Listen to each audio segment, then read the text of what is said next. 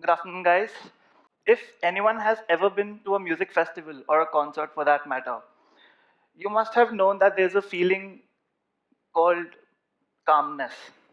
While you're just standing at the festival looking at the arena, you just calm. You forget all your worries, all your problems. And this is the power of electronic music.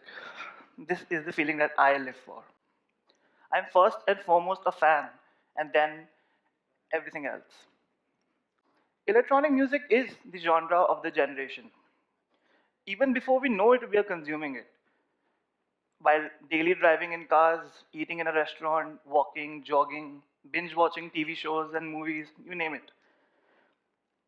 The community is so beautiful that it accepts everyone, and anyone is invited to be a part of this community. I personally don't belong to a musical background. My musical orientation began way back in the 8th standard when my friends used to ask me to make certain tracks for their school dance performances. It was just something that I taught myself back then, just for fun. Now, how could I make such edits on the fly that my friends requested for? It was simple. It came out of a box. It came out of my laptop. With the advent in technology, it has enabled people like me to manipulate audio like never before. But people still think that you're just sitting behind a screen and pressing a few buttons. That can't be called making music, right? Which brings me to one of my most important points. Making music from a computer, or rather any other instrument for that matter, is not as easy as people claim it to be. Making music is difficult, be it from a laptop or a computer or a guitar or a piano. People still think that no, electronic music does not require skill. All you need is a laptop and an internet connection and a software, that's all. But that's not the case. The real struggle begins after you have acquired everything. Quite literally, hours, days, and even months are spent on making a track that we consume in a fixed time frame. As music listeners, we don't really pay attention to the guy who has spent hours and even months fine tuning and polishing each and every part of the track that people like us consume in a few seconds. In a few seconds, we decide that somebody's hard work was worthy enough of our time or not. But that's just the case. People like us, we don't have time. But for people like me, I have to care about each and every single part of the song. This feeling has helped me realize that we do not appreciate the small things in life. I know it is a very common point that has been made quite a lot of times, but in the midst of achieving big things, we have forgotten that small things also carry a big punch of happiness. I honestly have started to map my music as I map my life. I deal with my life as I deal with my music projects. It has grown in me. This has given me the attention to detail I want in life. Let me give you an example. I'm sure everyone must have seen the movie Interstellar. So let me just play an original soundtrack from the movie, and I'll play. After that, I'll play a digital recreation from my laptop, which I made. So this is the original soundtrack.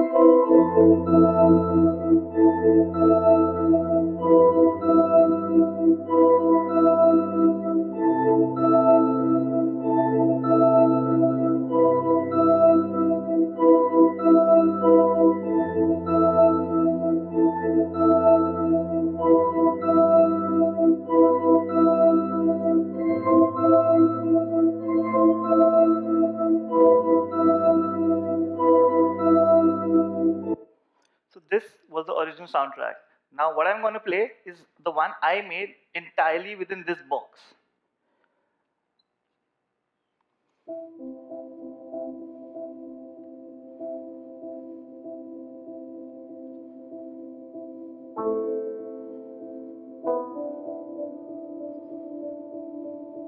As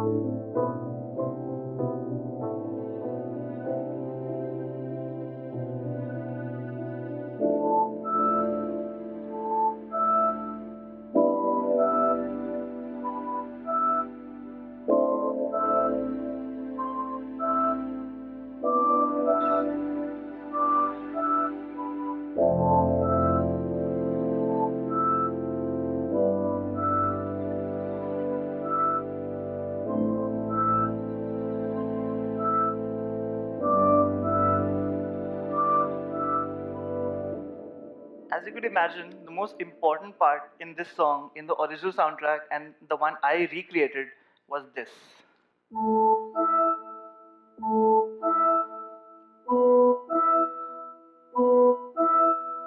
So, something that takes this original sound was made with a church organ, but this has been recreated through virtual synthesizers on my laptop itself.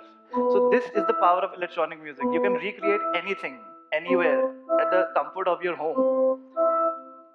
But besides all of this, I also have another persona of an artist, and that's of a DJ.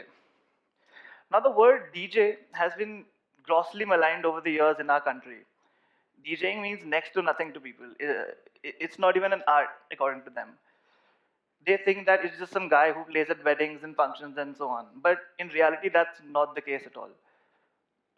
DJs are rock stars in 2017. In fact, in some countries, they are considered rock stars. They are no less than rock stars. But the fact that it's kind of a taboo in our country. Now, if you're a DJ, if you go and tell your parents that, Papa, I want to become a DJ, the minute you look at his face, and then he'll say that, just please go to your room and don't show me your face. So, trust me, that also happened to me. But it took a little bit of convincing. But I always feel that whenever I go and tell people that I'm a music producer, they feel very happy. And the minute I mention that I'm a DJ, I can see the smile just writing off of their faces. It's as if I said something bad. So I always wonder, what did I say? Music producer, it's fine. The minute I mention DJ, and then you're like, oh, sorry, bye. So I always wonder, what did I do wrong? Like, why has it been so grossly maligned over the years? Where did we go wrong as an artist? The fact of the matter was that no, we didn't go anywhere. The artist was always right, even the crowd was always right. It was that the image was slightly ruined. I always wondered, as a DJ, you could express yourself, play the music you want people to listen to.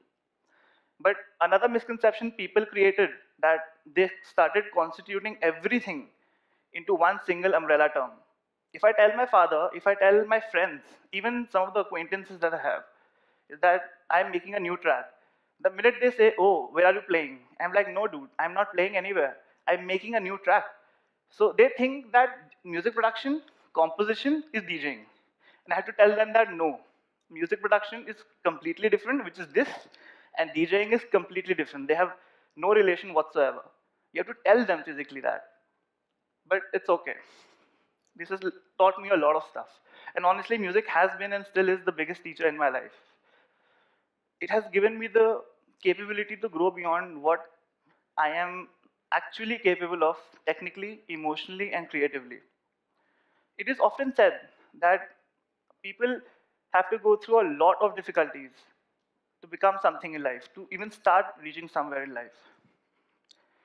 This is true in case of electronic musicians as well. Our difficulties are riddled with so much anxiety, fear, depression, and our own expectations, so much so that in the process of achieving big things, we forget who we are. And just sometimes we become our biggest enemies. I always wonder why. Why do we become our biggest enemies? Trust me, the answer for us artists is you just have to keep trying. You can't stop. You cannot stop. There's no stop in us. It's always keep trying and just keep trying. It will come. We will always say that, it will come. And I always wonder, okay, it will come.